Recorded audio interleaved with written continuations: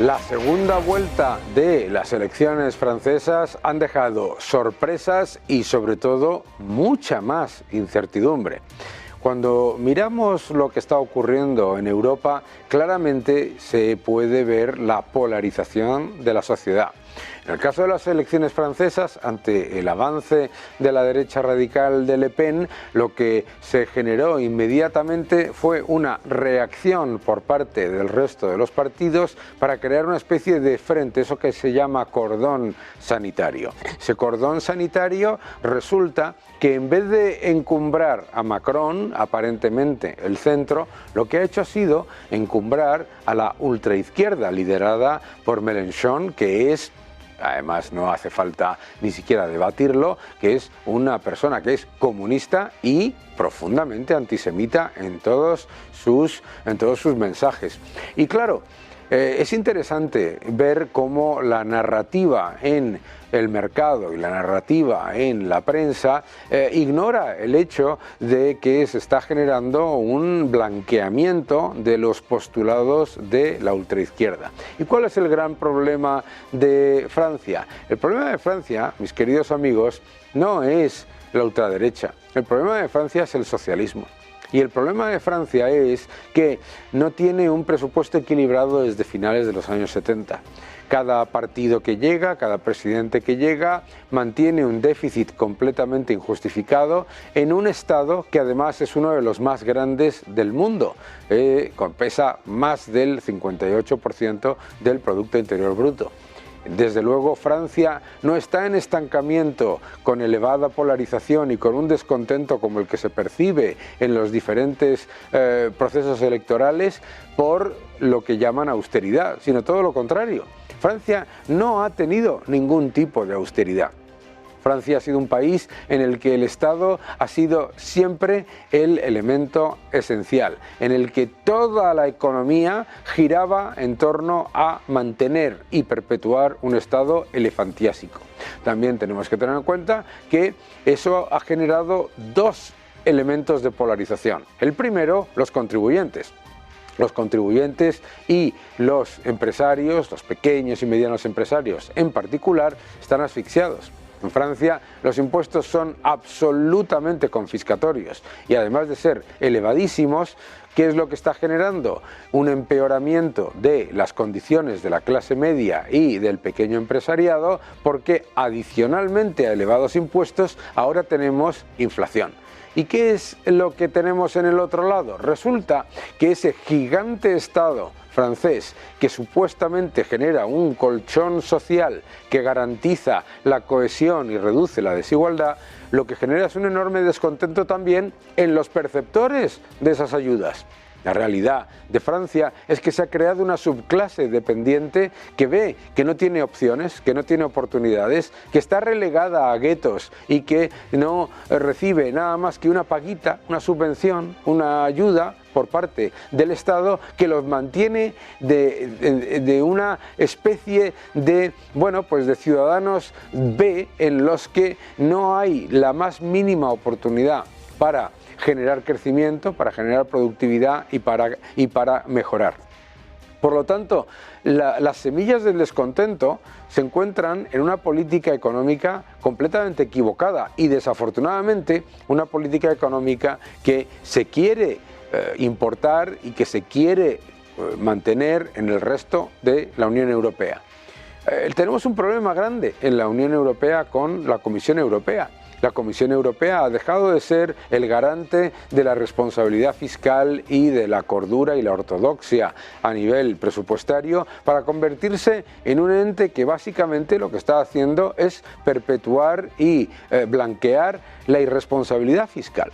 Tenemos un gran problema cuando la Unión Europea mira a Francia y mira a Alemania y se encuentra a dos economías que están en estancamiento. Pero es que Francia lleva en estancamiento prácticamente 3 décadas, sin un presupuesto equilibrado, sin crecimiento real, generando descontento, generando mayores impuestos en un Estado absolutamente desproporcionado. ¿Y cuál es la solución? Es que es muy complicado. ¿Y por qué es muy complicado? Porque cuando se introduce en la sociedad la idea de que siempre va a haber otro que pague las cosas, la gente se la cree, aunque sea mentira. Porque claro, luego, ¿en qué recibe el ciudadano europeo ese golpe de realidad? Número uno, en un empeoramiento de las condiciones reales, es decir, por la inflación. Número dos, el índice de miseria. El índice de miseria en la Unión Europea es muy alto, es prácticamente el doble que en Estados Unidos en el caso de España. El índice de miseria es absolutamente revelador de por qué hay un enorme descontento en Europa. Vemos, por ejemplo, cómo España lidera ese índice de miseria en Europa, es la que es de la eurozona, la economía con mucha diferencia por encima de Portugal, por encima de Italia, por encima de Grecia en cuanto a ese índice de miseria que incluye el desempleo y la inflación. Es muy grave esto, es muy grave ¿por qué? Porque las políticas aparentemente ortodoxas o aparentemente mainstream lo único que están haciendo es perpetuar este problema, en vez de decidir que lo que necesitamos es más libertad, que lo que necesitamos es más apertura económica, que lo que necesitamos es que las empresas crezcan y que se genere mayor productividad, mayor riqueza y mayor inversión. Lo que se pone constantemente como pilar absoluto de la política económica es perpetuar ese efecto desplazamiento del Estado. No es ninguna sorpresa que los mercados vean que eso es negativo y que los bonos no terminen de funcionar como inversión, por una sencilla razón. Claro, lo que está haciendo es perpetuarse el desequilibrio fiscal. Y las crisis financieras, lo que es la crisis de deuda, no viene por unas elecciones, porque haya ganado un partido A o un partido B, sino por la acumulación de riesgo durante muchos años. La acumulación de riesgo, en el caso de Francia, en el caso de los países europeos, en particular de los países del sur de Europa, es muy elevada. Francia ha saltado ahora por un proceso electoral y todo el mundo se está fijando en la altísima deuda de Francia y el alto déficit. ¿Por qué? Porque las opciones que hay y que se han presentado en las elecciones han sido más deuda y más déficit, mucha más deuda y mucho más déficit, muchísima más deuda o muchísimo más déficit. Esas son las opciones. Es increíble. Ahora, lo alucinante es que la Unión Europea y la Comisión Europea ni están ni se les espera. A la Comisión Europea no se le espera a la hora de recordarle a países como España que el aumento del endeudamiento viene desde una absoluta irresponsabilidad fiscal en la que se está disparando el empleo público, se está disparando el gasto público y encima se están aumentando los impuestos y aumentando la recaudación vía la inflación. Por lo tanto, lo que nos encontramos es que se están poniendo las semillas de la próxima crisis de deuda. Y se están poniendo las semillas de la próxima crisis de deuda con el mensaje equivocado por parte de los medios de comunicación o los análisis financieros en los que se centra todo en si es la izquierda o la derecha. No, es un problema fiscal, es un problema fiscal, es un problema de poner como objetivo número uno el estatismo. Y el estatismo nunca funciona. Vuelvo a repetir, todos aquellos que nos vean, que piensen que el keynesianismo es una gran idea y que lo que hay que llevar a cabo son políticas socialdemócratas y que un Estado potente es lo mejor para el crecimiento y la mejora de la situación de los ciudadanos, que mire a Francia, porque con un Estado que pesa el 58% del Producto Interior Bruto, que no ha tenido austeridad nunca, que además de tener un Estado gigante, tiene los impuestos elevadísimos y además tiene unas ayudas sociales absolutamente alucinantes, lo que ha generado es descontento, contribuyentes y empresas completamente asfixiados y encima toda esa gente a la que está manteniendo con el asistencialismo descontentos. ¿Por qué? Porque la han convertido en una subclase dependiente y metida en guetos. Es decir, como decía Thomas Sowell, el asistencialismo lo que hace es confortable la pobreza y la perpetúa. La realidad de las elecciones francesas lo que nos muestra es que se está generando la semilla de la próxima crisis de deuda. Y mientras tanto, seguirán diciendo que no pasa nada. Pero la gente que dice que no pasa nada está haciendo exactamente lo mismo que decir, cuando vas a 200 kilómetros por hora por una carretera, acelera, que todavía no nos hemos matado. Una locura. Nos enfrentamos a una segunda mitad del año en cuanto a mercados con una clarísima visión alcista. Los inversores ven el entorno macroeconómico y digamos que ignoran los riesgos, miran las oportunidades, los resultados empresariales no han sido malos y desde luego la política monetaria está en el centro de la atención de los inversores. Esa es la clave al final. Para hablar de todo ello tenemos aquí a mi buen amigo Gustavo Martínez. ¿Cómo estás, Gustavo? Muy bien. Un gusto que estés aquí como siempre en tu casa. Gracias. Muy bien. Oye, vamos a hablar un poco de todo esto, porque estamos teniendo aquí elecciones, ¿no? Estamos viendo una oleada de socialismo por todos lados, ¿no? Y el mercado parece como ignorar los riesgos de la acumulación de deuda, el aumento de los déficits, etcétera. ¿Cómo ves tú eso y cómo nos preparamos si hay algún tipo de riesgo que se vaya acumulando? Bueno, el mercado, no todo el mercado, Daniel, porque el oro está en máximos. Ya, o sea, claro. El oro es un termómetro contra la potencial inflación que nos viene, ¿no? Yo creo que hay una parte del mercado que sí que descuenta que el mundo tiene que funcionar con represión financiera, y esto es inflación por encima de tipos de interés y además una inflación estructural que se antoja más elevada de lo que el Banco Central Europeo persigue como objetivo de la inflación, que es ese famoso 2% inexistente, ¿no? Claro. Porque no va a pasar, ¿no? Eso no va a pasar. Yo soy optimista en cuanto a los mercados a corto plazo porque es obvio, no hay ningún obstáculo así a primera vista. Y aunque tampoco haya catalizadores claros, tú lo has dicho ahora, los resultados empresariales han sido más o menos buenos y los tipos de interés lo normal es que sigan bajando. En Europa ya han empezado a bajar, la Reserva Federal ya anticipa bajadas de 1 o 2 veces este año y en septiembre ya la probabilidad de que se bajen tipos de interés es un 70%, ¿no? Entonces esto es bueno para los mercados que son muy cortoplacistas, muy intervencionistas a favor de la intervención, ¿no? Sobre todo los tipos de interés, y al medio largo plazo pues sí que veremos correcciones fuertes y duras, ¿no? Y ajustes importantes, ¿no? Claro, porque el mercado ahora mismo lo que está descontando es que entre el exceso monetario del pasado y el exceso fiscal actual, lo que va a venir en el futuro va a ser mayor intervención monetaria y eso al final pues eleva los múltiplos a los que cotizan las acciones, etcétera.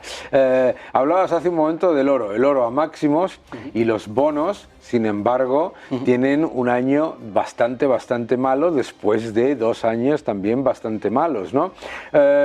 Ahí nos están diciendo algo, ¿verdad? Ahí nos están contando que nadie se cree eso de que la inflación va a bajar rápidamente. Bueno, yo creo que los bonos están haciendo lo mismo que el oro, ¿no? Están descontando que efectivamente la inflación no va a bajar rápidamente y que como mínimo estructuralmente va a ser más elevada de lo que la Reserva Federal nos dice. Yo hablo de la Reserva Federal como único banco central, Daniel. Claro. El resto pues ya vemos que son sucedáneos, ¿no? O sucursales. Sí. Entonces yo creo que el dólar sigue siendo la divisa por excelencia. Efectivamente no va a haber nunca una desdolarización, al menos en lo que yo esté vivo, yo creo.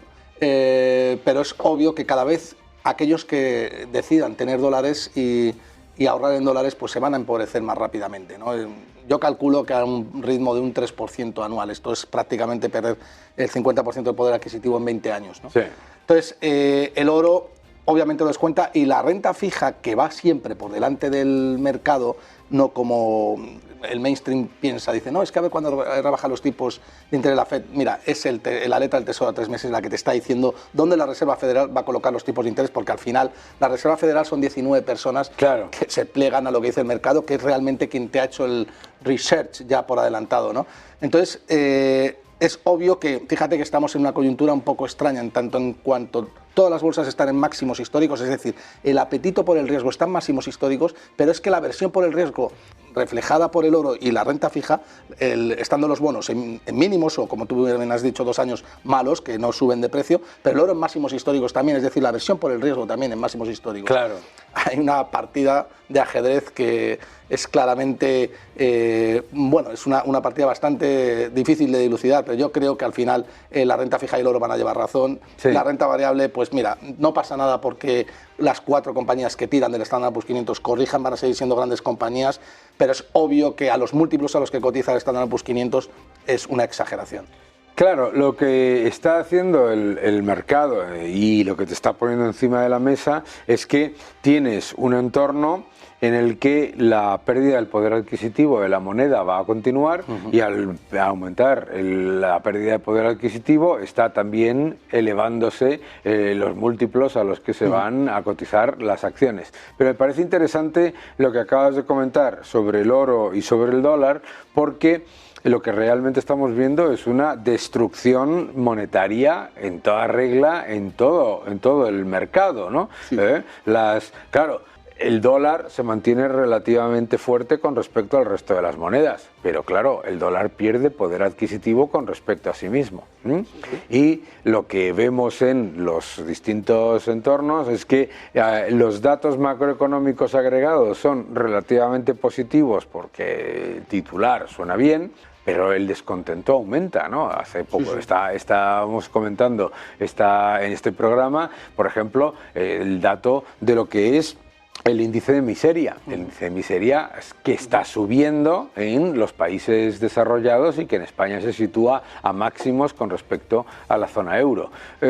¿Cómo conjugamos el hecho de que, claro, por un lado el mercado es fundamentalmente alcista y yo creo que es muy evidente, pero a la vez es interesante ver que el índice de miedo y codicia de la CNN está en miedo, está en miedo. Sí, por eso te digo que estamos en una partida de ajedrez que es bonita de ver, ¿no? Pero bueno, lo acabas de decir, Daniel, el dólar se va a apreciar contra el resto de pasivos financieros porque es el activo refugio por excelencia. Los americanos se lo han ganado a base de cumplir con sus compromisos y Estados Unidos nunca ha quebrado, ¿no? Y es una deuda, pues, un buen dinero, ¿no? En teoría.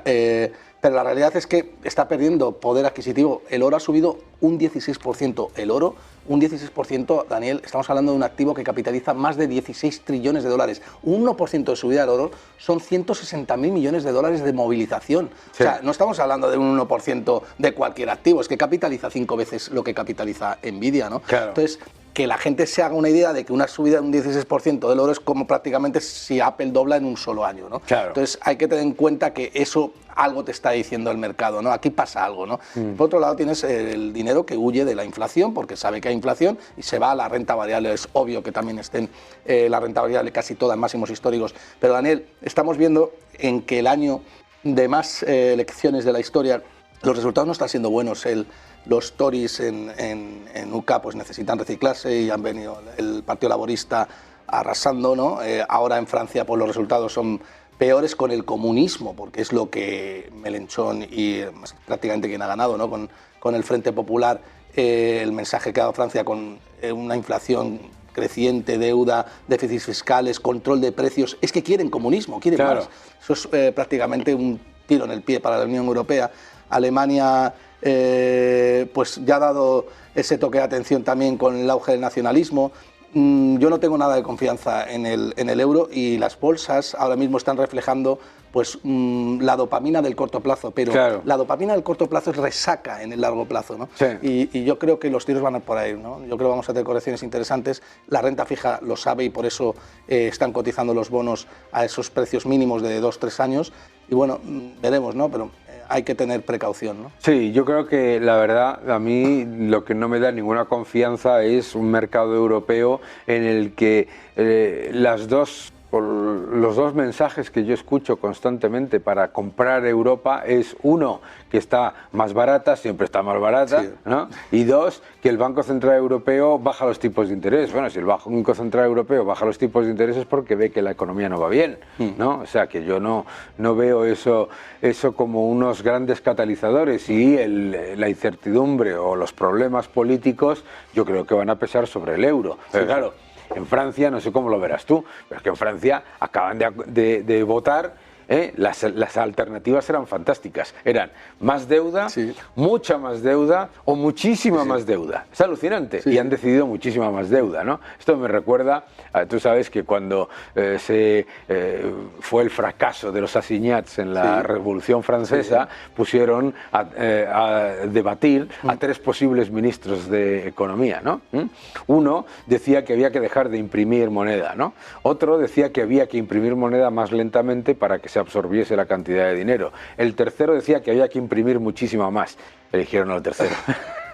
Bueno, y además, Daniel, tampoco es que sea el panorama muy halagüeño desde Estados Unidos, porque Trump ha dicho que en el momento en el que venga él van a bajar los tipos de interés, va a cambiar a Powell, quiere estimular la economía, aranceles.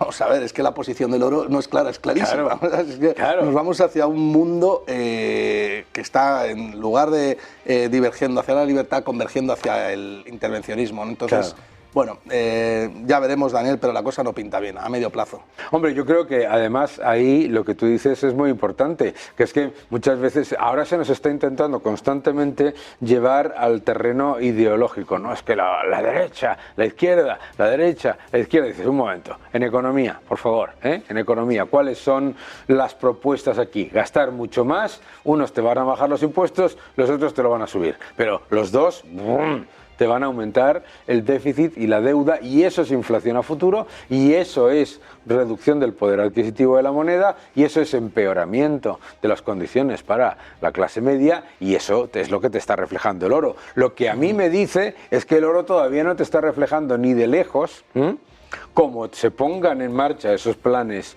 que se están anunciando por un lado, por el otro, etcétera, etcétera. Es que es alucinante escuchar en Francia anoche que se acabó la austeridad. Pero ¿qué austeridad ha habido en Francia? Es alucinante, pero ¿qué austeridad ha habido en Francia? El Estado más grande del mundo. Ahí no ha habido ningún tipo de reducción de gastos. Entonces, yo creo que es que el oro ni de lejos está reflejando eso. No, es obvio que es una posición ganadora, pero es que la masa monetaria en Estados Unidos es que no ha podido... prácticamente la Reserva Federal no ha podido con los quantitative tightening, o sea, no han sido capaces de drenar de liquidez, porque a la primera que lo han intentado han tenido que inyectar en ese famoso fin de semana en el año 2022 con la quiebra de Silicon Valley Bank, como la Reserva Federal rápidamente puso en marcha las ventanas de liquidez. A partir de ahí el oro inició un rally alcista, ¿no? O sea, es clarísimo que el mercado se sostiene a corto plazo porque hay mucho intervencionismo y el castillo de naipes está a punto de caerse. Es una cuestión de tiempo, lo vamos a ver. Yo no soy catastrofista, o sea, yo voy a ganar con este escenario que yo descuento. Si la cuestión no es ser catastrofista o optimista, la cuestión es posicionarte en el lado el cual vas a ganar. El lado que vas a ganar es, simplemente tienes que dibujar un mapa de lo que estamos viendo. ¿Qué estamos viendo? Socialismo, intervencionismo, más deuda. ¿Cómo se tiene que pagar esa deuda? Con inflación. Es la única manera, que es a quien beneficias al deudor. ¿Y quiénes son los organismos más endeudados del planeta? Los estados. Y te están diciendo más deuda, más deuda, más deuda. Pues entonces vamos a posicionarnos en aquello que no se deprecia, porque no se puede monopolizar, intervenir y ampliar su oferta como haces con la moneda fiat. Vamos a tomar oro, Bitcoin, etcétera, o sucedáneos que sean complicados de hacer, ¿no? Y tú acabas de comentar el Bitcoin, ¿no? El Bitcoin ha tenido una corrección significativa ahora mismo, ¿no? Y obviamente es un activo muchísimo más volátil, pero parece que poco a poco va presentándose como una alternativa a las monedas fiduciarias, sobre todo en los países emergentes. Claro, nosotros aquí lo vemos en Europa o lo vemos en Estados Unidos y decimos, hombre, no, es que es un activo muy arriesgado porque el euro son monedas de reserva del mundo. Te vas fuera Yo acabo de volver de República Dominicana, donde el Banco Central tiene deuda remunerada emitida por el Banco Central de equivalente al 15% del Producto Interior Bruto, ¿sabes? Sí, sí. Y claro, ahora mismo no pasa nada porque están recibiendo un montón de dólares por el turismo y por las remesas. Pero imagínate en el momento en el que eso simplemente se dé la vuelta un poquito. Entonces, la utilización del Bitcoin en las economías emergentes, yo creo que es no solamente creciente, sino exponencial. Sí, sí. Sí, bueno, a medida que la gente vaya entendiendo que Bitcoin es un registrador incensurable de la propiedad, no es fácil entenderlo. O sea, tienes que verlo. Es como, de repente, pues, ¿qué te digo yo? Como estás entrenando una actividad, no te sale y de repente te sale, ¿no? Pues es lo mismo que Bitcoin. Dices, bueno, ¿esto cómo va a sustituir la moneda fiat? Realmente, pero tampoco necesitas que sustituya la moneda fiat, ¿no? La gente, el mercado quiere moneda fiat para el corto plazo, pero lo que tiene que entender la gente es que la moneda fiat es útil siempre y cuando no se deprecie de esa manera, y eso es imposible, ¿no? Entonces, bueno, Bitcoin te puede ayudar a que tú seas una persona privada, ¿no? Sí. Y que protejas tu libertad. Yo creo que lo más parecido a Bitcoin podría ser tener el cash en efectivo, ¿no? Que nadie sabe que lo tienes y que te lo puedes gastar siempre y cuando no sean grandes cantidades o te pidan o tengan que dar fe sobre ello en cualquier cosa, ¿no? Entonces yo creo que Bitcoin tiene futuro, pero no como la gente piensa. No va a ser un sustituto de la moneda fiat. Creo que va a ser un complementario y ni de coña, perdóname la expresión, Daniel, va a ser sustituto del oro. O sea, bueno, claro. Pero mucha gente lo dice, ¿no? Es que la gente, hay como una competición montada en las redes sociales de Bitcoin u oro. No, hombre, no es Bitcoin u oro, es Bitcoin y oro, porque son activos distintos y tiene que entender usted eso, ¿no? No tiene nada que ver, claro, porque eso sí que no lo entiendo. Yo no entiendo por qué se plantea la idea de Bitcoin u oro. Yo creo que es Bitcoin y oro o renta fija y moneda fiduciaria, que al final es lo mismo. Exactamente. Al final es lo mismo. Sí, es lo mismo. Claro, yo creo que eso es normal. Lo que sí que me parece que es importante es la separación del Bitcoin con respecto al resto de las criptomonedas. Hay una grandísima, ya es un activo en sí mismo, ¿no? Sí, sí. Sí, bueno, las criptodivisas están ahí porque tratan de desbancar a Bitcoin, que tiene esa ventaja competitiva de ser tener una oferta completamente rígida y por tanto al llegar el primero, pues ese moat es prácticamente inquebrantable. Sí. El resto de criptodivisas, al tener algo de cotización, están intentando aportar pues alguna cosa, algún elemento diferencial, pues dependiendo de la criptodivisa, pues Monero, por ejemplo, te aporta privacidad, la otra pagar más rápido, lo que sea, ¿no? Intentan competir contra Bitcoin, pero yo creo que al final el resto de criptodivisas van a desaparecer clarísimamente y se va a quedar Bitcoin, que es realmente... Por lo menos la gran mayoría. La gran mayoría. Sí, además... el mercado tiene que entender que los activos se valoran por su escasez, ¿no? Claro. O sea, si Bitcoin no fuera escaso, Daniel, ¿qué más da que sea digital, que sea privado? Porque el mercado no lo valoraría, ¿no? Claro. Pues hay activos que son más valiosos que Bitcoin, por ejemplo el aire, para es abundante y por tanto no vale nada, o el agua, entre comillas, ¿no? Por eso te quiero decir que la gente tiene que entender que el elemento diferenciador de Bitcoin es su oferta completamente limitada a 21 millones y luego aparte de eso pues tiene diferencias con respecto al oro, pero el oro lleva, por ejemplo, más de 5.000 años subsistiendo, ¿no? La oferta es prácticamente rígida, aunque sea ciertamente elástica para poder acoplarse a las fluctuaciones de la demanda. Se estima, de los 200.000 toneladas que ya hay en la Tierra, se estima que hay 50.000 por descubrir, ¿no? Y entonces... podría ser que la oferta aumentara de oro, pero ya es un poco ficción, ¿no? Hay gente que dice, no, es que puede haber un meteorito que traiga oro, o dentro del océano se puede descubrir oro, ya, bueno, y si mi abuela tuviera ruedas sería una bici, ¿no? Sí. O sea, háblame de cosas que podamos medir de alguna manera, ¿no? Como los analistas tenemos que medir, ¿no? Continuamente, ¿no? Claro, yo creo que además ahí el tema del oro es, primero, que tienes la evidencia empírica cuando hay una crisis o un problema de verdad. Oye, podrás decir todo lo que quieras sobre el oro, pero si necesitas comprar comida, puedes intercambiarlo por oro. Si no, eso no lo puedes intercambiar por bonos del Estado. Y yo creo que también la otra parte de eso es, claro, el activo de los bancos centrales se está deteriorando porque, claro, los bonos que atesoran, su precio está cayendo o no está subiendo. Entonces tienen que comprar más oro. Y lo que estamos viendo es una demanda de oro por parte de los bancos centrales absolutamente no vista en años, ¿no? Sobre todo aquellos que quieren competir contra Estados Unidos. Claro, claro. Estados Unidos tiene entre 8.000 y 9.000 toneladas de oro, China tiene 3.000, pero China se ha puesto las pilas y ha entendido que la única manera que tiene de competir contra Estados Unidos es fortaleciendo el balance del Banco Central, no hay otra. Si tú controlas o tienes poder económico sobre tu divisa, es decir, consigues que el mercado confíe en tu divisa y para eso tus pasivos tienen que estar respaldados por activos de alta calidad, entonces podrás competir contra Estados Unidos, porque Estados Unidos es todo confianza, ¿no? ¿Qué pasa China? Pues que en cuanto Estados Unidos quiere, manda el yuan a mínimos históricos, como ha hecho. Estados Unidos ha creado inflación para destruir el resto de divisas mundiales. Claro. Es una de las cosas que hemos visto. O sea, hay una guerra de divisas, las guerras mundiales se libran así ahora. Claro. Y eso es lo que los chinos han percibido con bastante inteligencia y han dicho, pues vamos a fortalecer el Banco Central. Y han comprado 1.000 toneladas en un año y pico, ¿no? Efectivamente. Y yo creo que va a seguir. Ahora han parado un poco, pero va a seguir, ¿no? Absolutamente. Hay que protegerse, mis queridos amigos, hay que protegerse para tener una rentabilidad, pero también para combatir la inflación, esa inflación que está aumentando. Estará en términos interanuales reduciéndose, pero está aumentando en términos de inflación acumulativa, que es lo que es la inflación. Gustavo, muchísimas gracias por unirte al programa, un placer, ya sabes que estás en tu casa, y a todos ustedes nos vemos en unos segundos.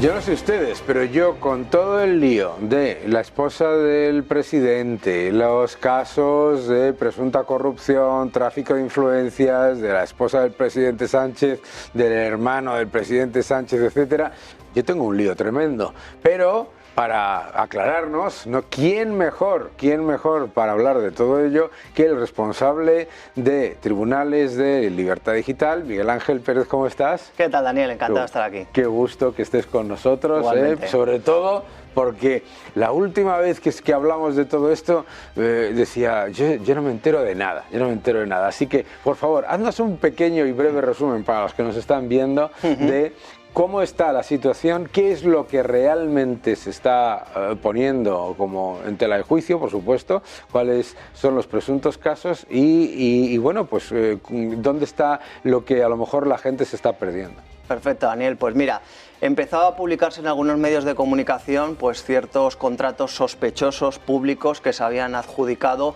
al empresario Juan Carlos Barrabés, amigo de Begoña Gómez, prácticamente su gurú, en los cuales pues se dejaban entrever pues ciertos tratos de favor o ayudas de Begoña Gómez, siendo la mujer del presidente del gobierno, ¿no? Bueno, a través de cartas de recomendación, etcétera. Esto finalmente lo recogió todo en una denuncia al sindicato Manos Limpias, presentó esa denuncia ante los juzgados de Plaza de Castilla por delito de tráfico de influencias y corrupción entre particulares. El titular del juzgado de instrucción número 41 de Madrid, Juan Carlos Peinado, admite esa denuncia a trámite y ahí es cuando ya se origina, digamos, lo que es la investigación judicial de Begoña Gómez. Hay que decir, Daniel, que ahora mismo en el caso de Begoña Gómez hay varias líneas de investigación abiertas. La principal, los contratos adjudicados a Juan Carlos Barrabés con dinero público, obviamente, pero a nivel estatal. Sí. Luego hay una segunda línea que lleva la Fiscalía Europea, que son los contratos adjudicados a Barrabés con dinero europeo. Esa es la parte que se ha quedado única y exclusivamente la Fiscalía Europea.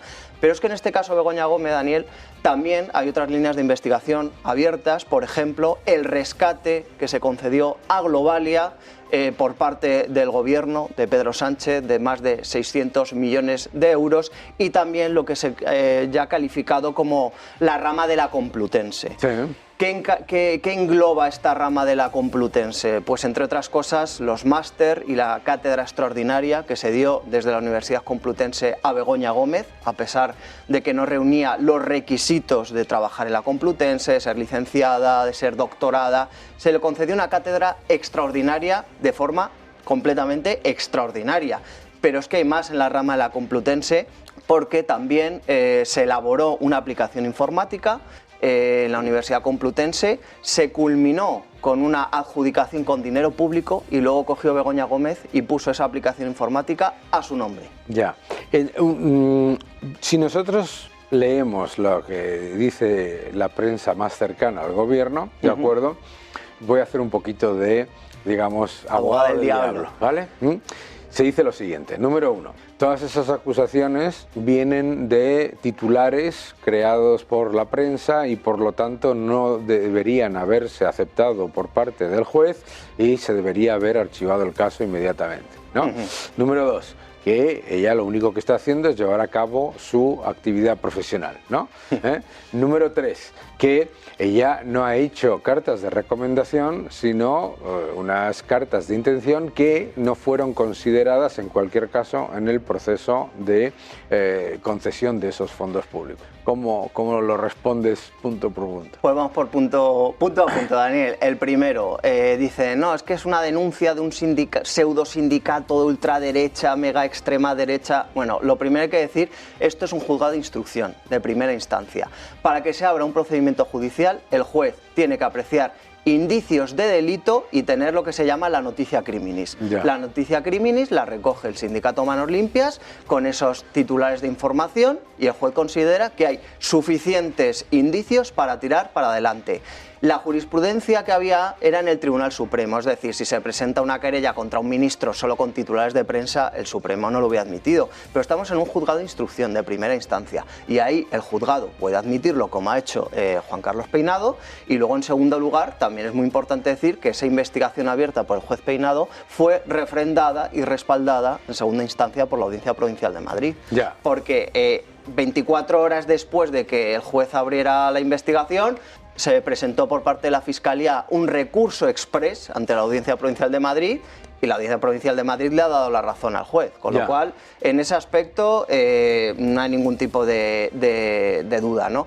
Luego, respecto a la actuación de la propia Begoña Gómez, hombre, es que aquí se está hablando de un tráfico de influencias y es que aquí hay un funcionario público que es nada más y nada menos que el marido de Begoña Gómez, que es el presidente del gobierno. Ya. Es que ¿alguien se cree que Begoña Gómez sería algo sin Pedro Sánchez desde el punto de vista empresarial? Pues nadie se lo cree. Obviamente, Begoña Gómez llama, como declaró el otro día el rector de la Complutense, al propio rector y lo cita en su casa, en la Moncloa. Y va el rector de la Complutense a hablar de la cátedra que luego le montaron a Begoña Gómez, una cátedra ad hoc. Begoña Gómez sin el respaldo, sin Pedro Sánchez, no sería nada, no le cogería el teléfono pues todas estas multinacionales y empresas de primer orden que ha habido en España que le han cogido el teléfono para sus proyectos, no sería nada, con lo cual no se puede desligar. Ella antes no se dedicaba a eso. Ella trabajaba en una empresa, o sea, tenía una... Tampoco hay que ser malo, pero digamos que su actividad laboral era discreta. Sí. Vamos a dejarlo en discreta. Y obviamente lo que se aprecia es que desde el momento en el que Pedro Sánchez llega en el 2018 a la Moncloa, su actividad empresarial alcanza una velocidad de crucero. Exponencial, ¿no? Exponencial. Además es que le coge el teléfono todo el mundo, le cogen todas las empresas más importantes de España, le descuelgan el teléfono. Sí.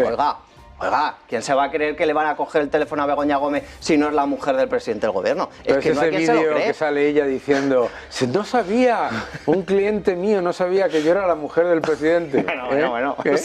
Bueno, es que ya, Daniel, hay que recordar que ya se vende como experta en captación de fondos públicos y privados, ¿no? Lo que llaman el fundraising, ¿no? Sí.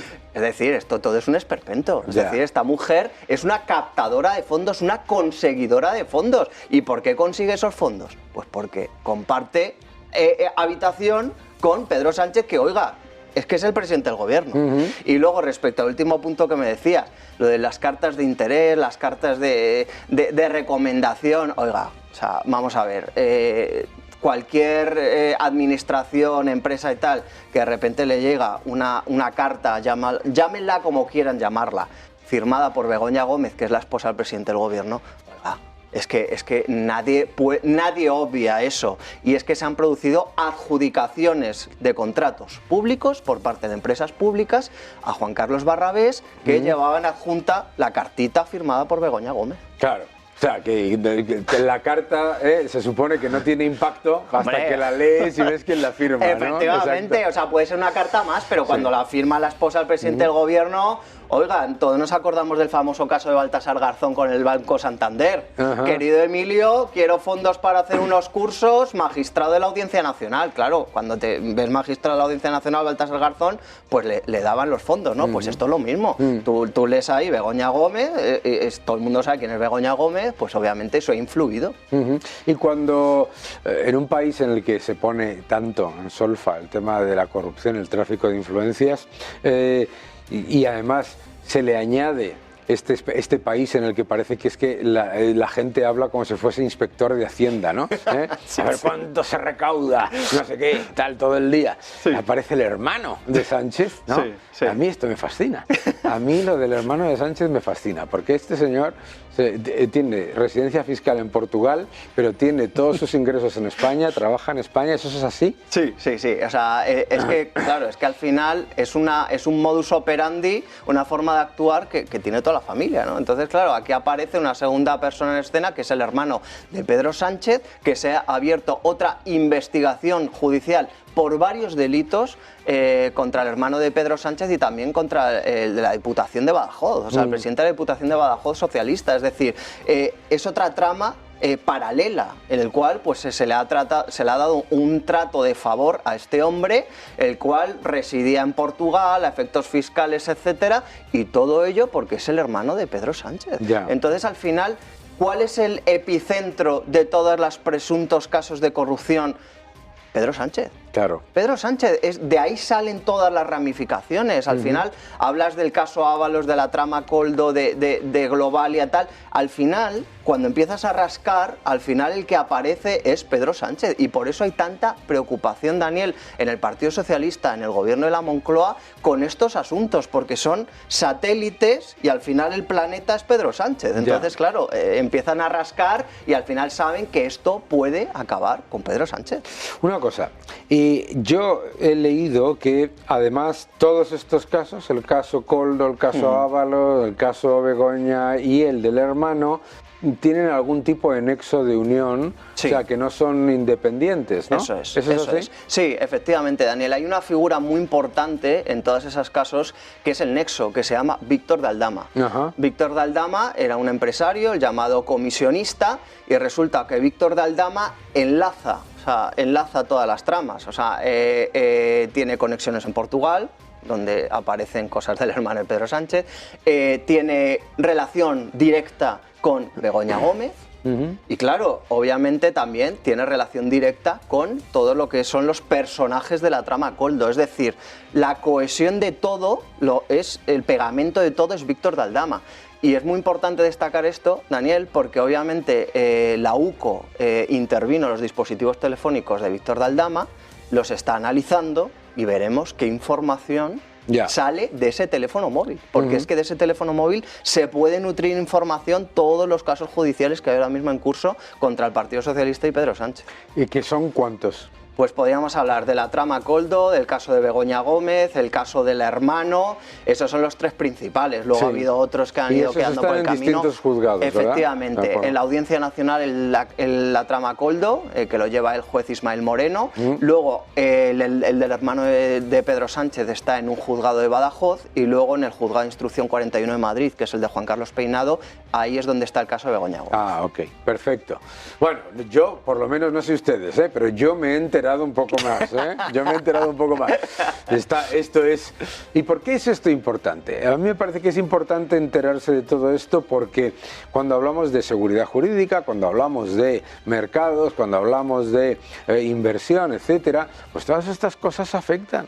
Todas estas cosas afectan, es muy importante para cualquiera, vamos. Yo es que alucino con todo lo que nos estás contando, entre otras cosas, porque claro, es que yo, que he vivido en Reino Unido, en Estados Unidos, o sea, yo me acuerdo de los titulares, ríos y ríos y ríos de tinta sobre Cherie Blair, por ejemplo, por cosas que no se parecen... Nimiedades. Vamos, ni de lejos a lo que nos estás contando, es que estoy flipando. Oye, muchísimas gracias, ya sabes que estás en tu casa para cuando quieras. gracias. A medida que esto vaya avanzando, te queremos ver aquí para explicárnoslo. Claro, por supuesto, Daniel, porque en próximos días hay que recordar que va a declarar el empresario Juan Carlos Barrabés, que es la mano derecha de Begoña Gómez, y el día 19 vuelve Begoña Gómez a declarar después de que el otro día no lo hiciera, o sea que va a estar importante. Madre mía, bueno, pues ya sabes dónde tienes que venir a contárnoslo. Perfecto, Muchísimas Daniel, gracias y un fuerte abrazo. Igualmente. Y nosotros nos vemos ahora en unos segundos. Nosotros recibimos todas las semanas un vídeo fantástico de José Ramón Riera que para mí es algo esencial porque siempre tiene un dato interesante. Y hoy nos va a explicar cuánto del Producto Interior Bruto viene del turismo. Porque claro, nos hablan de que la economía va como un cohete, pero a lo mejor ese cohete no tiene absolutamente nada que ver con el gobierno, además de que no es un cohete. Vamos a verlo. Hola Daniel, hoy para Amonia Márquez quiero hablar de algo que no se suele hablar demasiado, pero es tremendamente importante para la economía española, que es el turismo. Vamos a ver, el turismo es el gran acusado por Yolanda Díaz de generar un empleo de baja calidad, de que los empresarios, hoteleros, restauradores y demás se aprovechan de los trabajadores. Bueno, en cualquier caso, el estilo de Yolanda Díaz es siempre acusar a los demás de su incapacidad y de su incompetencia a la hora de generar empleo de alta calidad. Yo no me voy a meter con el empleo, lo que quiero hablar es exactamente de cómo está evolucionando el turismo, de cómo nos ha ido afectando cuando la pandemia se produjo, prácticamente el que no tuvimos ingresos, ¿en qué situación estamos en estos momentos?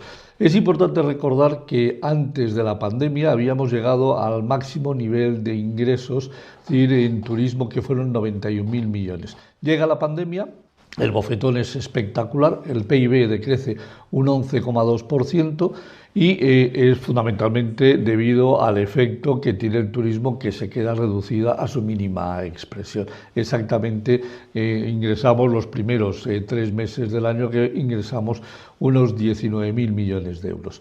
2021 empieza a recuperarse, pero está muy lejos y por eso la recuperación del PIB es muy baja en comparación con la gran caída del 11,2%, solo crecemos un 5,5%, en el 22 las cifras empiezan otra vez de nuevo a subir y en el 23 es cuando se alcanza la mayor cifra de negocios de ingresos con 109.000 millones de euros. Bien, este año, a cierre del mes de mayo, tenemos ya la cifra de ingresos por turismo, que son de 43.000 millones y crecen un 22%. Si extrapolásemos esa cifra a finales de año y se mantuviese el crecimiento, terminaríamos con unos ingresos de 135.000 millones de euros, en definitiva 26.000 millones de euros más de ingresos. ¿Cómo? El PIB nominal que tiene previsto en estos momentos y el enviado a Bruselas supone un incremento de 81.000 millones de euros, que significa que si se cumplen las cifras de turismo, el PIB nominal va a crecer un 32%, que es lo mismo que decir que se va a llevar el 32% del crecimiento del Producto Interior Bruto a precios reales. Es decir, todavía desde el gobierno, en la Moncloa, no se han enterado que el turismo este año va a tener un efecto en el crecimiento del 32%. Esto no lo cuenta nadie, nadie hace los cálculos. ¿Y qué hace el ministro de Industria y Turismo? Nada, sí, porque nada hacen para desarrollar el turismo que tenemos en nuestro país, ni siquiera para plantearse qué deberíamos hacer para generar un turismo todavía de más alta calidad, que se dejase todavía más dinero del que se deja. Aquí solo piensan en el turismo, afortunadamente, los consejeros de turismo de cada una de las comunidades, que ellos sí que ven el efecto que tiene directamente sobre su Producto Interior Bruto. Eso sí, los de Cataluña parece que tienen el sentido común completamente torcido, porque no les interesa absolutamente nada. Y cuanto más de izquierda son, más manifestaciones tienen en contra del turismo. En cualquier caso, dato muy claro: Es decir, del 2,4% que tiene previsto este año el crecer el Producto Interior Bruto, es decir, casi 0,7% de ese 2,4% va a ser gracias al turismo. Nos vemos en el próximo vídeo, Daniel. El índice de miseria. Uno de los factores que debemos analizar cuando tenemos en cuenta el descontento de la población. Vamos a ver unos cuantos gráficos y entenderemos, yo creo, mejor por qué con datos agregados de la economía que parecen relativamente robustos, lo que en realidad tenemos es un entorno realmente complicado. Aquí lo veis, por ejemplo, en Estados Unidos. Bien, el índice de miseria, que mide la inflación más el desempleo, lleva aumentando más de un año. Llegó a un mínimo en el año 2023, alrededor de julio, pero ojo, ese mínimo era mucho más alto que los niveles previos a la pandemia. En los niveles previos a la pandemia el índice de miseria se situaba en el 5,4, el 5,5 aproximadamente. Llegó a un mínimo en el año 2023 del 6,8% y ahora está en el 7,4%. Eso es la realidad que percibe el ciudadano. Le podrás decir al ciudadano que si el PIB crece X, le podrás decir al ciudadano que la economía es la mejor del mundo, pero lo que está percibiendo es que es más pobre. Y ese aumento que estamos viendo, lo que demuestra también es que el gigantesco estímulo fiscal y monetario implementado antes para ese concepto de apoyar a la economía, lo que ha hecho ha sido empobrecer a los ciudadanos. Después de 4 años de recuperación, el índice de miseria está prácticamente un 25-20% por encima de los niveles a los que estaba previos a la pandemia en el periodo en 2017 a 2019. Vamos al siguiente gráfico que nos explica lo que está pasando en la Unión Europea, porque en la Unión Europea el índice de miseria, mis queridos amigos, es absolutamente alucinante. Pero es que vamos a ver quién es el líder en la eurozona en el índice de miseria. España es líder en índice de miseria en la eurozona.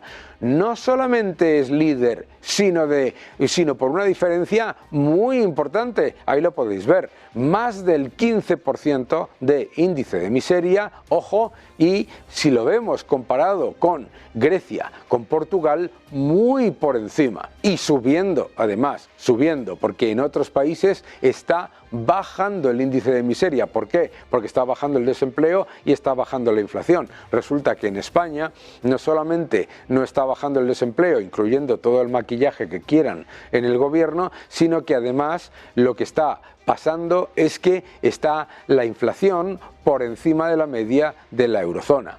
No solamente tenemos un índice de miseria superior a la media de la eurozona y a la media de la Unión Europea, sino muy superior al de Italia, Grecia o Portugal, para que luego digan eso del cohete, etcétera, etcétera. Bien, vamos al siguiente gráfico porque nos explica bastantes más cosas sobre Estados Unidos.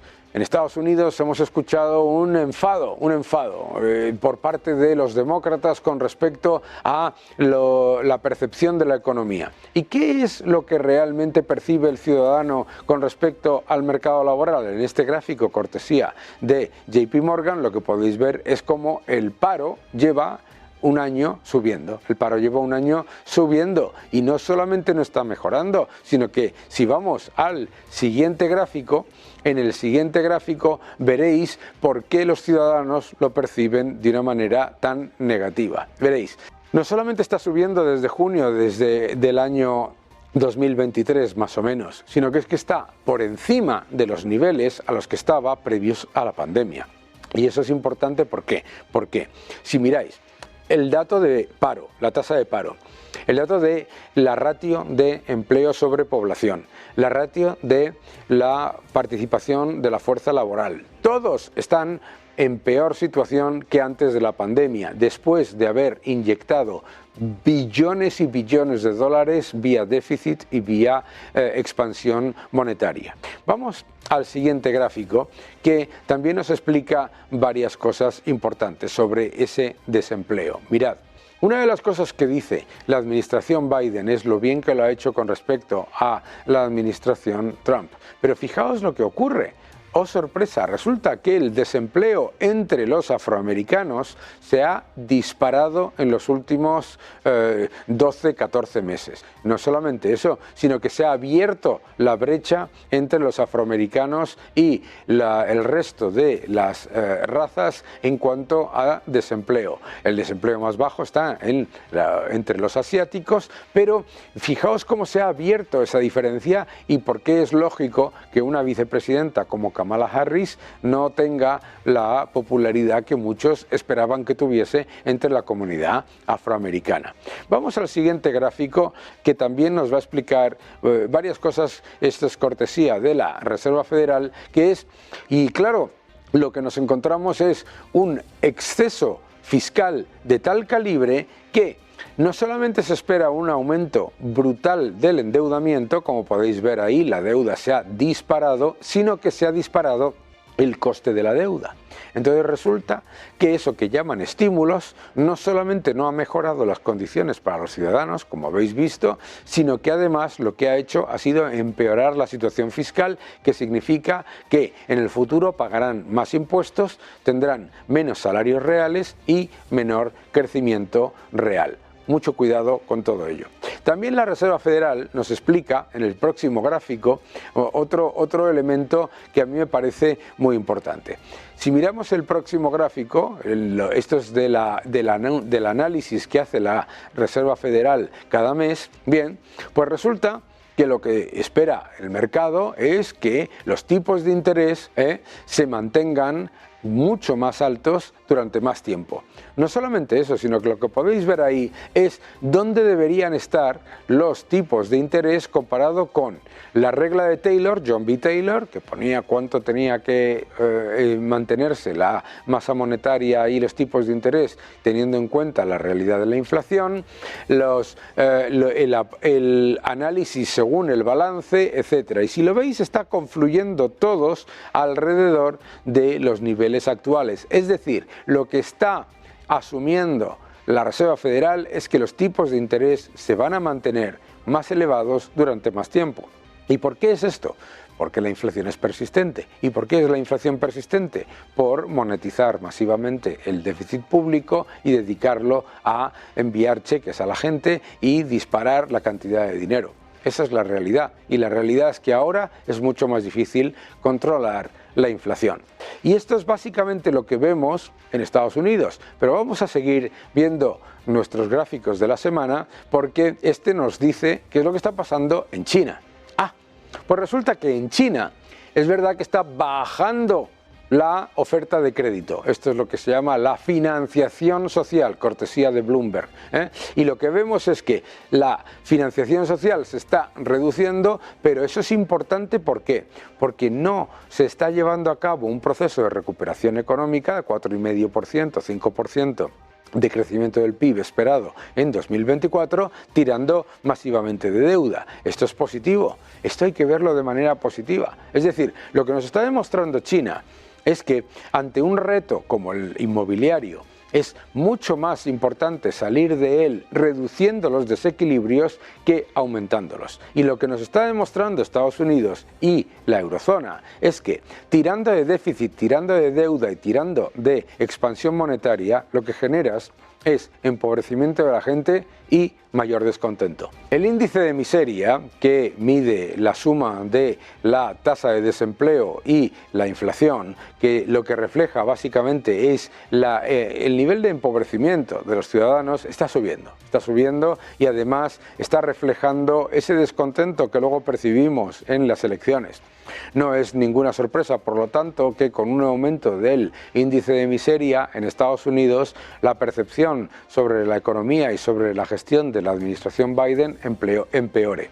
Pero tampoco es una casualidad que en España, que nos dicen que la economía va como un cohete, resulta que el índice de miseria es el más alto de toda la eurozona. Es el más alto de toda la eurozona, superando y mucho a Grecia, superando a Portugal, superando a Italia, a la media de la eurozona y a la media de la Unión Europea. Cuando te dicen que la economía va como un cohete, la realidad es que te están empobreciendo. Seguid defendiendo la libertad.